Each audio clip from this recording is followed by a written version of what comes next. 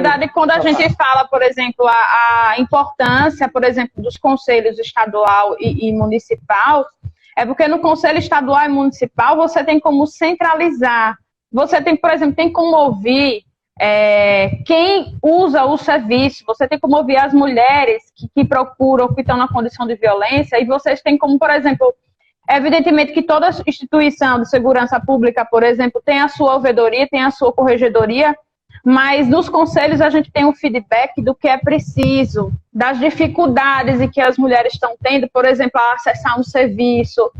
Então, a gente precisa, a gente que está nesses serviços de atendimento, a gente tem muitas dificuldades, evidentemente, de recursos humanos, dificuldades estruturais que todo o serviço público passa hoje, mas a gente precisa ouvir a sociedade civil no sentido de buscar caminhos de prestar um serviço com o máximo de qualidade possível, né? A gente não pode perder essa participação dos conselhos, para manter isso em perspectiva. Esse diálogo permanente com os órgãos da rede para a gente manter a melhoria dos serviços em perspectiva. Então, essa a nossa visão na prestação dos serviços públicos, o Conselho Nacional de Políticas para as Mulheres. E eu queria fazer um destaque, Val, como militante agora da pauta de mulheres. A gente teve a primeira Secretaria de Mulheres no governo Lula, foi um avanço. Primeiro Plano Nacional de Política para Mulheres também, né? Eu estou falando isso aqui não por ser filiada a nenhum partido, mas a gente precisa dar os louros, fazer as críticas e dar os louros também a quem acerta na política. Eu estou falando aqui de política para a mulher. E a gente teve todos esses pactos aqui nacional também implementados nesses governos, e a gente precisa pensar nisso aqui o seguinte: nos últimos anos, ainda nos governos anteriores, e a gente pega um pouco desse governo, existe uma tendência, uma movimentação do Poder Executivo, por exemplo, em pegar secretarias, tem estado que nem tem coordenadoria da mulher no Poder Executivo, né? A gente vê que nacionalmente a Secretaria Nacional de Mulheres ficou depois vinculada ao governo, diretamente à Secretaria de Governo, né, com Temer, e depois você pega toda a pauta de mulher, de negros, né, a Secretaria Especial para Negros, você pega a Secretaria e junta tudo na Secretaria de Direitos Humanos, né? Você coloca um guarda-chuva aí, que evidentemente que a pauta de mulheres está dentro da discussão de direitos humanos, e negros também, todas essas pautas estão, mas eu acho que a gente tem que olhar com muito cuidado. Desde a época do movimento estudantil da UFES, a gente tinha cuidado em botar tudo num guarda-chuva só, porque isso implica, né, o que a gente observou, que isso implicou no achatamento do orçamento em todas essas secretarias.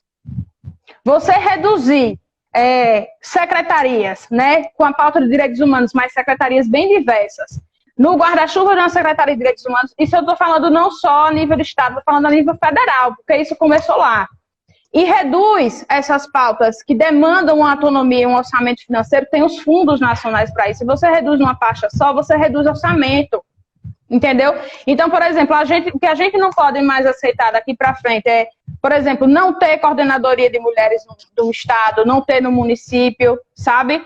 Eu acho que a gente, por exemplo, e pensar numa forma de institucionalizar esses mecanismos. Porque, por exemplo, na LES a gente tem a Procuradoria da Mulher, Emília está agora tentando encaminhar a Procuradoria da Mulher aqui no município de Aracaju, né, que são mecanismos fundamentais que vão discutir questões legislativas em relação à pauta da mulher, e isso inclui a mulher em toda a sua diversidade, inclusive mulheres transexuais.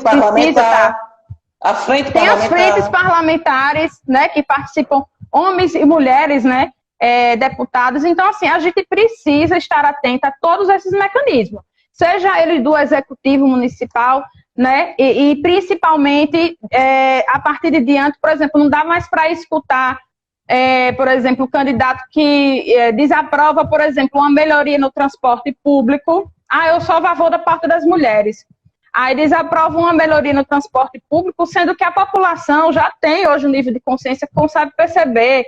Por exemplo, as mulheres são a maioria dos usuários do transporte coletivo, sabe? Aqui fora, nós somos a maioria da população aqui no estado. Então, toda precarização que envolva serviços públicos vai afetar a política para a mulher. E, evidentemente, você não tem como centralizar numa secretaria orçamento para tudo que envolva política de mulher, porque nós somos mais da metade da população. Se for falar de orçamento, a gente tem que ter mais da metade do orçamento. mulher negra nem se fala, tá entendendo como é? Então, assim, Claro, reduzir do ponto de vista do executivo a pauta da mulher uma secretaria, ou reduzir só a Secretaria de Direitos Humanos, eu acho complicado. Eu acho que a gente precisa avançar. Eu, inclusive, sugiro, Valdilene, você convidar a Maria Teles, que foi a primeira secretária aqui de Estado da Mulher, sim, né? A fazer uma live aqui com ela, né? Uma pessoa que tem, evidentemente, todas as outras mulheres aqui convidadas a esse projeto têm como trazer contribuição. Sim, sim, claro. Mas ouvir uma ex-secretária de Estado na pauta de mulher seria muito interessante, né? Porque ela conheceu o Estado todo. Quem veio falar com a gente é Pureza que foi adjunta. Oh, maravilha! Pureza então, foi adjunta maravilha. dela. Pureza vai Pureza aí é da velha guarda, né, Pureza? Do Isso, Pureza está nessa luta aqui, da UBM. Tempo. Então, tem visão holística a respeito das necessidades. Então, e se pensando em rede de atendimento à violência contra a mulher, a gente teve o ganho da Casa Abrigo Estadual, a gente precisa bater palmas para isso, a gente precisa criar esse disco de denúncia local, já tem uma proposta para isso. E o plano de combate à violência contra a mulher no Covid, mas também um plano que ultrapasse a situação da pandemia.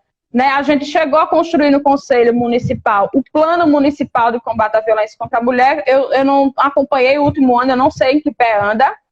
A gente precisa da construção do Plano Estadual de Combate à Violência contra a Mulher, porque sem plano não se tem meta, sem plano não se corre atrás. Né? Um plano de 10 anos.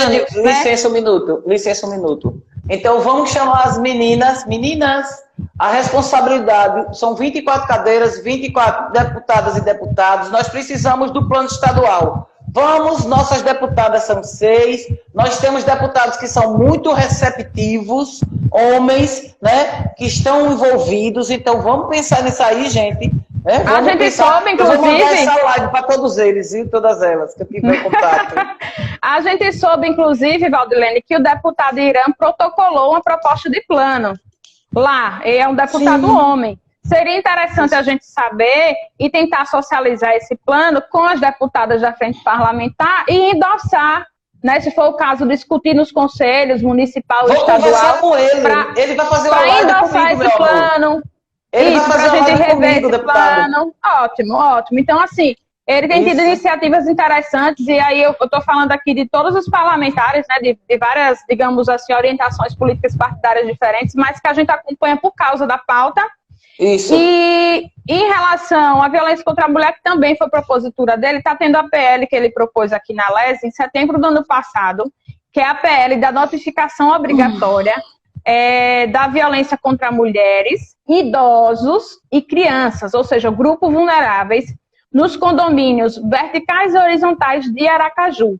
Né? Foi protocolado, a gente está tentando sensibilizar parlamentares e sociedades no sentido de discutir isso aí, ver se é possível implementar, se o momento da pandemia não seria um momento bom, né? Ver a efetividade, a executividade dessa PL. Também outros estados e cidades têm aprovado essa PL de notificação, chamar a polícia de forma obrigatória, né, nas administrações condominiais, para que a gente tenha um enfrentamento, a gente condicione, na verdade, um enfrentamento maior à violência contra a mulher nos tempos de pandemia. Vaneide, deixa eu ler uma coisa que a Érica botou aqui. O Conselho Estadual de Direito da Mulher lançará uma carta aberta para o governador e toda a sociedade referente a mulheres sergipanas e a Covid-19 amanhã. Então, é bom a gente ficar sabendo. E teve também, a deputada Gorete, ela mandou alguma coisa sobre a violência doméstica. Deixa eu ver aqui, ela mandou um rascunho de alguma coisa que ela vai protocolar amanhã, um projeto aqui, né? E, cadê aqui? Recebi o aparelho celular da PE Mulher. Ele será utilizado principalmente para receber ligações de denúncia de serviços que não estão funcionando na proteção à mulher vítima de violência. Então, assim, as pessoas estão se movimentando. Eu tenho, assim, nós precisamos de muita coisa. Você está trazendo várias coisas aí, Vaneide, fundamentais. Agora, eu ainda digo que nós estamos em vantagem aqui em Sergipe porque nós temos muita gente comprometida. Muita gente comprometida. A rede toda, se você for ver, são dirigidas por pessoas comprometidas, o que facilita. Que vão muito mais além do trabalho. da parte profissional. A gente atende fora da carga horária de trabalho, a gente às vezes solicita de gente da rede situações, a pessoa vai fora da carga horária de trabalho, geralmente mulheres, inclusive, que estão na ponta de lança de todos os serviços dessa rede, com todos os problemas, evidentemente, que o serviço tenha, mas a gente ainda vê muito empenho, muito compromisso, né, da rede de tentar melhorar. Agora, a gente precisa dessa esfera política de retaguarda, né? Como você falou aqui em outras lives, a gente precisa de mais mulheres na política, como precisa que as mulheres que estão na política tentem aderir essa pauta também como prioridade, porque sem as mulheres a gente fica mais fraco, né, para implementar essas políticas. Então, a gente precisa sensibilizar. A gente precisa de um plano estadual. Vamos correr atrás. Valdilene, só para você ter uma ideia, no plano municipal que a gente fez, a gente incluiu, eu lembro que a discussão no Conselho Municipal de Aracaju, a gente incluiu, por exemplo, nas empresas terceirizadas do município, uma cota proveniente para as mulheres vítimas de violência doméstica serem inclusas nessas empresas. Então, vai desde serviços administrativos, não é só serviços gerais como se pensa, né? Sim. Existe todo um setor, digamos assim, que hoje ou está como CC ou está como terceirizado na esfera pública de forma geral, né? Então, a gente tem aí um campo grande de mercado de trabalho que a gente poderia estar estabelecendo cota como política pública, né? O Estado e o município estabelecer política pública da autonomia financeira, discutir isso com mais profundidade e mais seriedade possível, sabe? Com mais brevidade possível. Deixa eu ler algumas coisas que estão sendo ditas aqui. Mariana Montalvão falou assim, seria interessante a extensão para órgãos públicos da notificação compulsória. Eu não entendi assim bem como seria, eu não entendi como seria feito isso, Mariana. Se você tiver como botar aí, então a gente conversa depois sobre isso. Eu posso responder em parte, assim, essa proposta dela. A gente vê, por exemplo, que no setor de saúde, né, é nacional a lei de notificação à violência contra a mulher. Na saúde é a notificação obrigatória. Por exemplo, no setor da educação aqui, a gente vê uma campanha muito grande que houve com o Ministério Público, a Secretaria Municipal de Saúde, principalmente, no SALVE, que é um mecanismo de notificação de violência também na rede estadual, né, e municipal de ensino. A gente vê esses mecanismos de notificação também na rede, né? Então tem que pensar. Eu acho a cota de 3%, Gorete colocou aqui 3%, que foi a proposta no município. Eu acho que foi a única questão que eu toquei, assim, que eu disse que isso deveria ser rediscutido. Porque tem que ver se os 3% atende, né? Se é pouco, se é suficiente. Eu acho que a discussão está aí. Eu acho que qualquer percentagem para começar tá bom, mas se a gente puder aprofundar isso a partir da realidade que a gente tem, melhor. Se a realidade for 10% da necessidade, bora botar 10%. Se a realidade for 30%, bota 30%. Então, aí, essa questão que Mariana falou, eu acho que ela não é isso. Bom, eu vou ver se ela diz alguma coisa. Vamos ver o que ela diz aqui. Bruna está falando assim, a questão da violência contra a criança também é muito importante. Bruna, sem dúvida nenhuma, olha, violência contra toda violência doméstica. A violência doméstica como um todo. Violência contra a criança, contra adolescente, pessoa com deficiência e a violência contra a mulher, tudo se agravou agora na pandemia. Não tem dúvida nenhuma. É porque a pauta da gente aqui é violência contra a mulher. Mas quando a gente fala da pauta da violência contra a mulher, todas essas violências elas estão embutidas, porque é com a mulher que essas pessoas ficam. E a mulher que traz toda essa carga. É a mulher que cuida da pessoa idosa, é a mulher que cuida da criança, é a mulher que cuida da pessoa com deficiência. Então, assim, elas estão interligadas, né? Estão interligadas, e quando a gente atende mulheres, a gente está atendendo nesse sentido. O Bruno me lembrou, o que eu queria falar, que eu tinha esquecido, é isso. Que quando você faz política pública, se a mulher negra é a que mais sofre todo tipo de violência, é a mais afetada em tudo. Se você faz política pública efetiva, eficiente e eficaz para a mulher negra, claro que vai haver uma transformação social por tabela. Será que é tão difícil de entender isso? Pelo amor de Deus. Agora, para isso, Valdilene, para isso, né, para a gente ter políticas públicas efetivas para a base da pirâmide social, a gente não tem como, né, como eu falei aqui no começo, eu estou falando do ponto de vista até de estudo mesmo, né, a gente que estuda economia política também não tem como defender isso sem defender um Estado presente. Você defender o Estado mínimo, você tira do Estado a ausência, a responsabilidade, inclusive financeira, da política pública. Por exemplo, a gente está no meio da pandemia, a gente vê que todo início do ano o governo federal coloca que em torno de 47% do orçamento da União, 47%, ou seja, quase metade da riqueza do país é colocado para pagamento da dívida pública, sabe? A gente vê aqui estados, municípios desesperados, né, vendo a questão de ter um orçamento mínimo para conter aí o isolamento social durante meses, de pensar em política de promoção de emprego, e a gente tem que começar a questionar essas questões que são centrais, né, como eu falei, do orçamento e da política. E como cidadão a gente vê essas coisas, né, a gente não precisa estar na esfera executiva para a gente perceber que, por exemplo, inclusive a gente está vendo deputados de matriz mais ligado ao centro político do país, ao setor que foi democrático e tal, dá um giro mais para essas políticas sociais que eles estavam, de certa forma, se conformando, como alguns se conformam, Valdilene dizer, não tem dinheiro e pronto, não vai fazer política. Não tem dinheiro para política para mulher, não vamos fazer, isso aí, vamos trabalhar com o que tem e pronto. Então, a gente ouve muito isso de setores do executivo, e eu acho que o momento de crise faz com que a gente reflita e comece a exigir mais coisas, né? Isso. Ou o Estado não existe, ou ele precisa estar presente. Em momentos de crise, a criatividade também aflora. Agora, está lhe fazendo uma pergunta aí, Vaneide. Ela perguntou, temos quantas mulheres no Estado em medidas protetivas? No Estado, mas você sabe, é o município, né? Eu não sei lhe dizer com exatidão, Gorete, porque quem tem essa informação, inclusive, não é nem a delegacia, é o juizado, né? Porque a delegacia solicita, mas, por exemplo, tem medidas protetivas que... A coordenadoria da mulher deve saber. Mas é um dado que muda toda semana, Valdilene, é isso que eu estou querendo dizer. Sim, porque entra novas mulheres... Sim, eu sei. Eu tenho a média de mulheres, antes da pandemia, que solicitavam medidas protetivas, era na casa entre 30 até 50, tinha essa variação de medidas protetivas por semana. Por dia não, por semana. Então, era a média semanal de solicitação de medida protetiva. Com o serviço da patrulha, houve um aumento não só na solicitação, porque a gente faz o trabalho preventivo de conscientização também, mas se vocês forem olhar no dado estatístico da SSP, vai aumentando, por exemplo, os dados sobre a quebra da medida protetiva.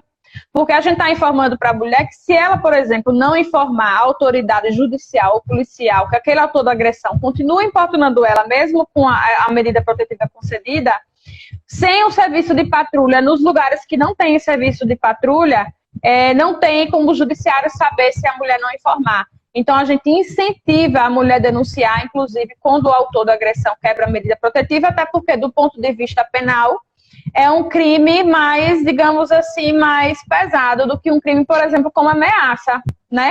No mínimo de 3 meses a 2 anos. É crime de desobediência. Isso, desobediência à ordem judicial. 24A do Dele Maria da Penha. É crime. As mulheres não entendem.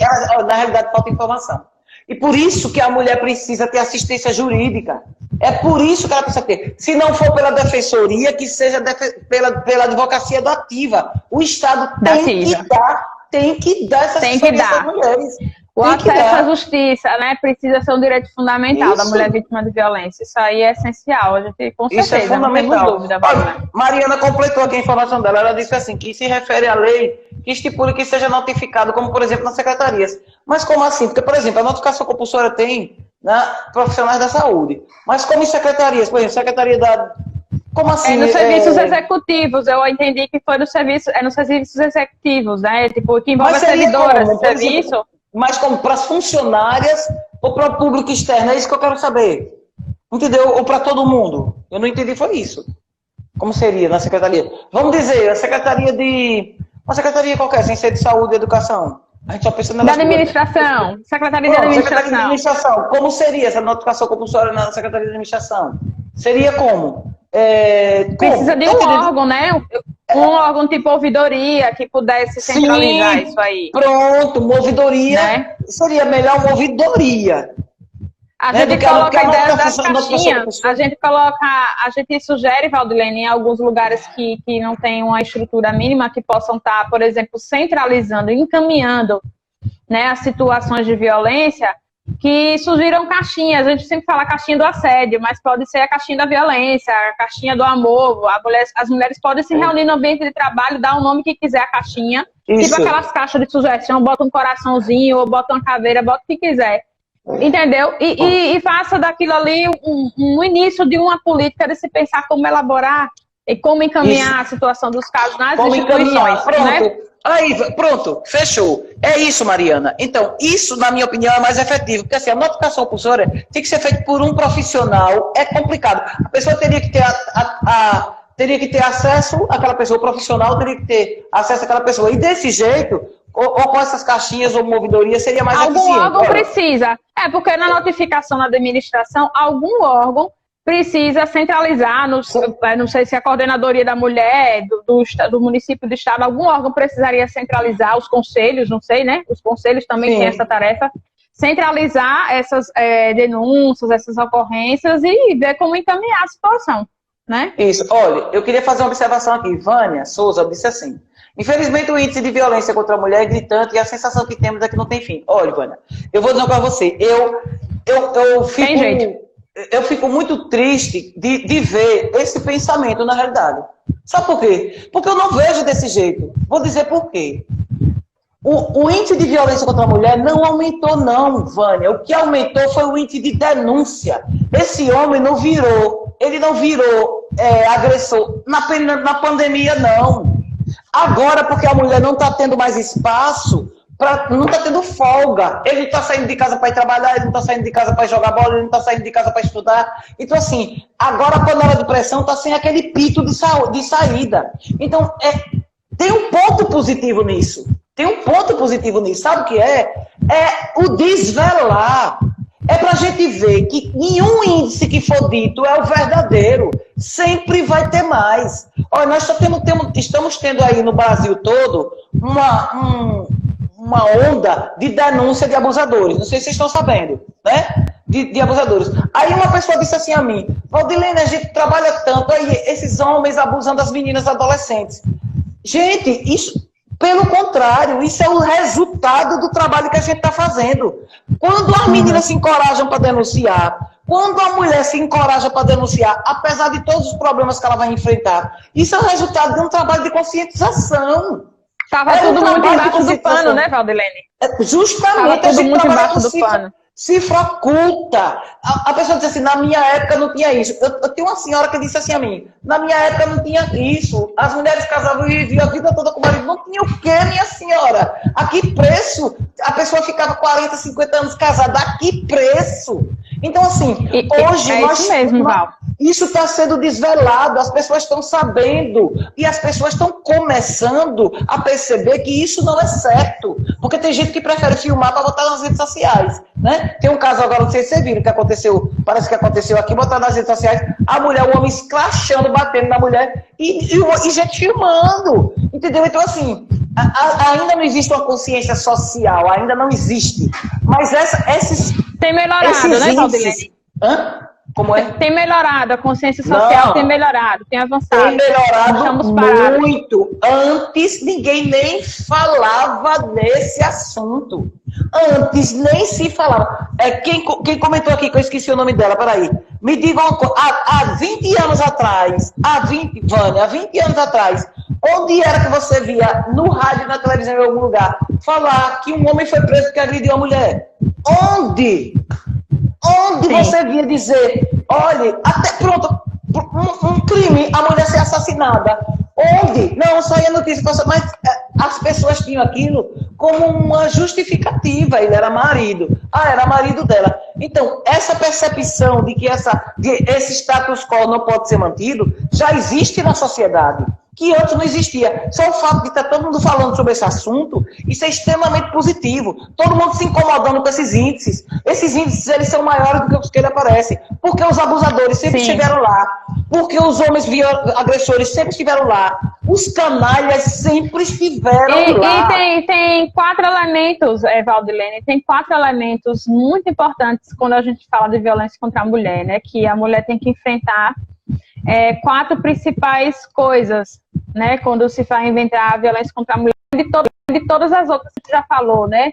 Condições de vida, Enfim, Sim. tem o medo, que é o principal, né? O medo, tem a vergonha, que a mulher Isso. precisa enfrentar. E culpa, Né? querida. O silêncio, Culpa. porque é ensinado as mulheres a levar isso no silêncio, e no silêncio carregar Isso. a culpa, carregar a cruz, né? E Isso. a quarta coisa que é a conivência social. E Social tem a quarta familiar. familiar. E tem o quinto que é o julgamento. Isso. Eu confesso para você que, se for pensar aqui, uma coisa que mais me surpreendeu fazendo esse tipo de trabalho, que mais me surpreendeu, na verdade, assim, que eu não esperava que fosse nessa dimensão. Evidentemente que a gente sabia que existia, mas não esperava que fosse nessa dimensão. É o quanto a mulher que sofre violência, ela sofre uma violência de retaguarda da família do autor da agressão. E dela, muitas vezes. A gente acompanha casos, por exemplo, que vó se nega a ver neto. Vaneide, né? Ela sofre uma violência na retaguarda pela família extensiva e muitas vezes pela da família, própria família muito dela. Muitas vezes.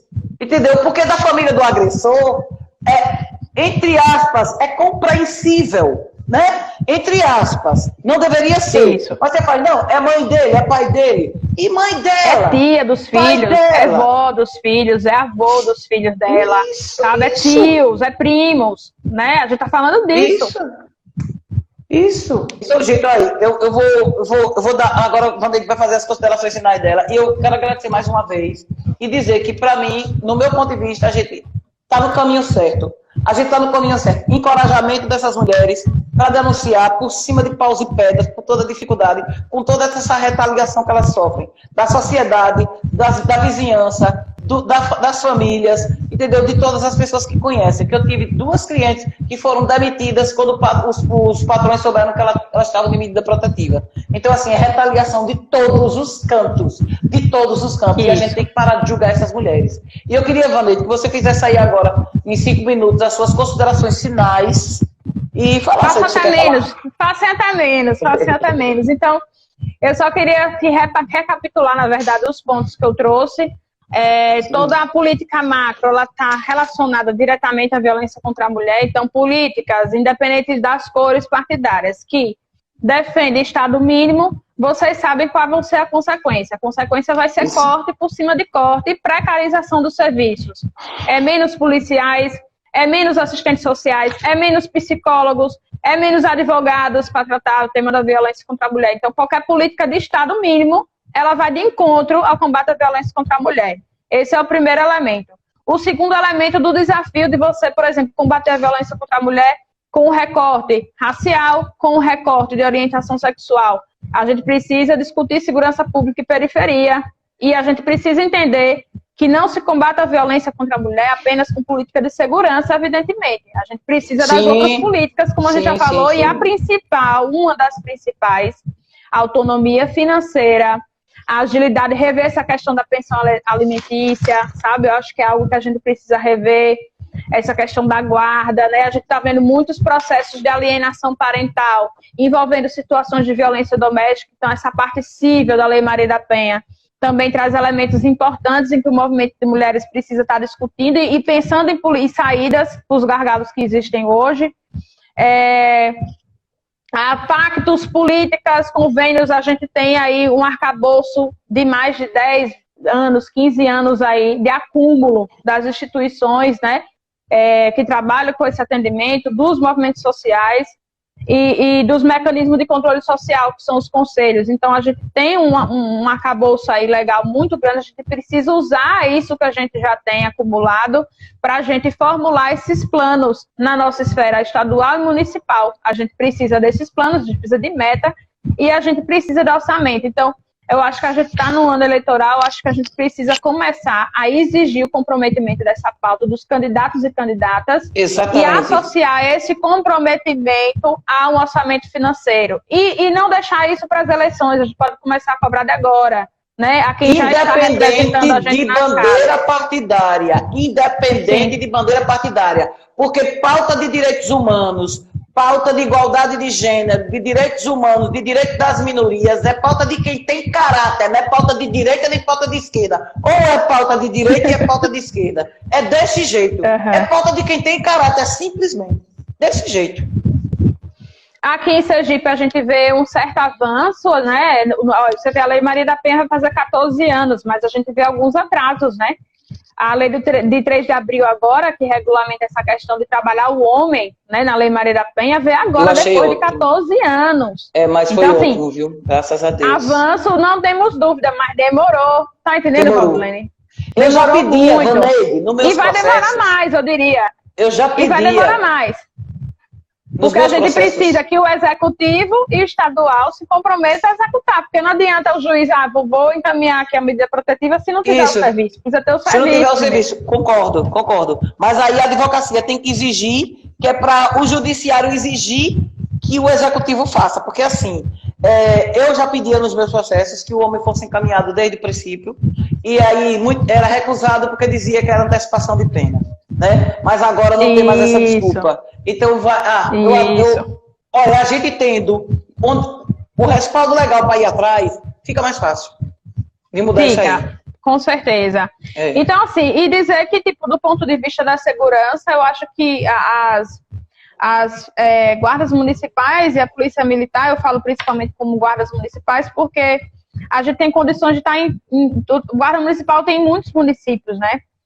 Hoje, em termos de quantidade, as patrulhas Maria da Penha estão em maior quantidade dos municípios, porque a gente tem mais municípios, né? Evidentemente que existem as políticas estaduais através da Polícia Militar, existem consórcios, eu acho que a gente precisa avançar num protocolo unificado de segurança pública aqui nesse tema, de violência contra a mulher. Eu já falei isso em alguns espaços, já falei com os parceiros da SSP.